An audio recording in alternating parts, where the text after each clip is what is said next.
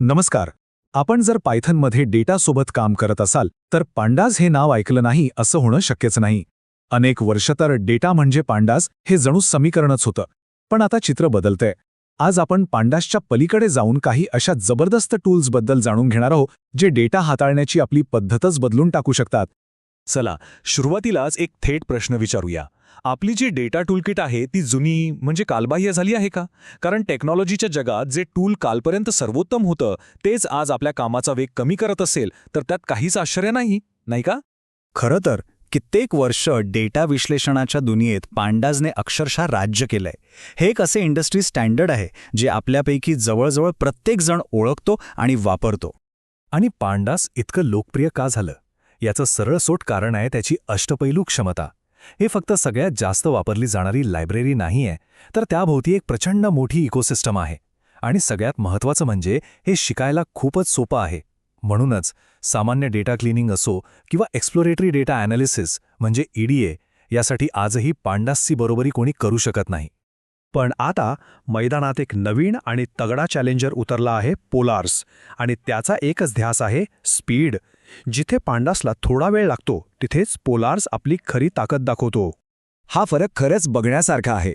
पांडासच्या तुलनेत पोलार्स चक्क 5 ते 20 पट जास्त वेगवान असू शकतो. आता असं का? तर याचं उत्तर त्याचा आर्किटेक्चरमध्ये आहे. पांडास अजूनही एकाच थ्रेडवर काम करतं, तर पोलार्स आजकालच्या आधुनिक मल्टी कोअर प्रोसेसरची सगळी ताकद वापरतं. मग पोलार्स अचानक एवढं ट्रेंडिंग का आहे? याची मुख्य कारणं आहेत. पहिलं म्हणजे ते रस्ट नावाच्या सुपरफास्ट लँग्वेजमध्ये बनवलंय. दुसरं, आणि हे खूप इंटरेस्टिंग आहे, ते लेझी एक्झिक्युशन नावाचं तंत्र वापरतं. म्हणजे काय? तर आपण कमांड दिल्यावर ते लगेच कामाला लागत नाही. आधी ते पूर्ण प्लॅन बनवतं की सगळ्यात फास्ट आणि एफिशियंट मार्ग कोणता आहे आणि मगच काम सुरू करतं. आणि म्हणूनच मोठ्या डेटा सेटसाठी किंवा हाय परफॉर्मन्स ॲनालिटिक्ससाठी पोलार्स खरंच एक गेम चेंजर आहे. बरं, पण तेव्हा काय करायचं जेव्हा डेटा इतका मोठा असतो की तो आपल्या मशीनच्या मेमरीमध्ये बसतच नाही? इथेच आपण बिग डेटा स्केलिंगच्या जगात प्रवेश करतो. इथे मदतीला येतं डस्क. डस्कची गंमत अशी आहे की ते वापरायला अगदी पांडासारखंच आहे. त्यामुळे नवीन काही शिकायची गरजच नाही. पण पडद्यामागे ते आपलं काम एका लॅपटॉपपासून ते मोठ्या सर्व्हर क्लस्टरपर्यंत सहजपणे स्केल करतं. आणि हो, डेटा मेमरीपेक्षा मोठा असला तरी काहीच फरक पडत नाही. आणि समजा आपल्याकडे आधीच लिहिलेला पांडासचा कोड आहे आणि त्यालाच वेगवान करायचं असेल तर त्यासाठी मोडिन आहे. हे अगदी एका टर्बोचार्जरसारखं काम करतं. फक्त कोडची एक ओळ बदलायची आणि झालं. ते बॅकएंडला रे किंवा डस्क वापरून आपल्या पांडास ऑपरेशन्सना जबरदस्त स्पीड देतं. आणि मग आहे वॅक्स. हे कमी मेमरी परिस्थितीमधलं एक स्पेशलिस्ट आहे. म्हणजे अगदी कमी रॅमवर अब्जावधी रोज प्रोसेस करण्याची ताकद यात आहे. जरी नवीन टूल्समुळे याचा वापर थोडा कमी झाला असला तरी जिथे मेमरीची खूपच कमतरता आहे तिथे आजही हा एक उत्तम पर्याय ठरू शकतो. या सगळ्या पर्यायांमधून एक गोष्ट मात्र अगदी स्पष्ट होते.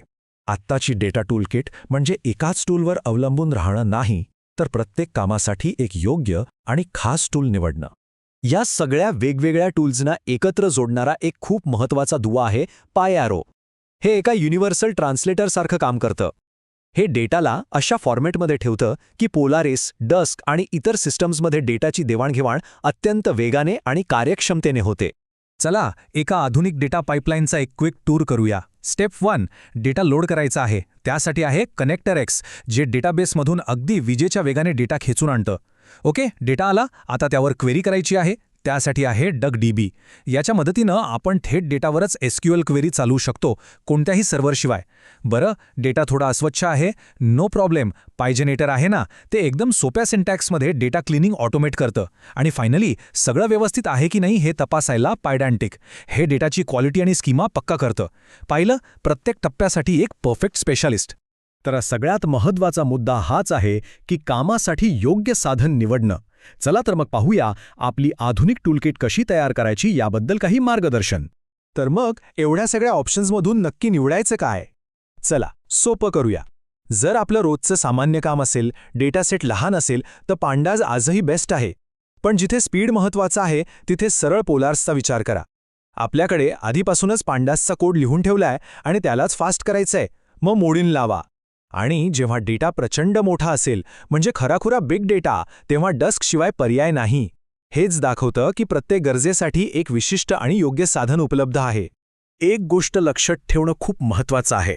आजचा दृष्टिकोन पांडासला पूर्णपणे बाजूला सारण्याचा नाही, तर त्याला या नवीन, शक्तिशाली आणि विशेष साधनांची जोड देऊन अजून सक्षम करण्याचा आहे. आणि जाता जाता एक विचार करायला लावणारा प्रश्न, डेटाच्या पुढच्या दशकावर यापैकी कोणतं टूल राज्य करेल? पोलॅरिस, डस्क की अजून काहीतरी तिसरंच येणार आहे जे आपल्याला आज माहीतही नाही? विचार करण्यासारखी गोष्ट आहे, नाही का?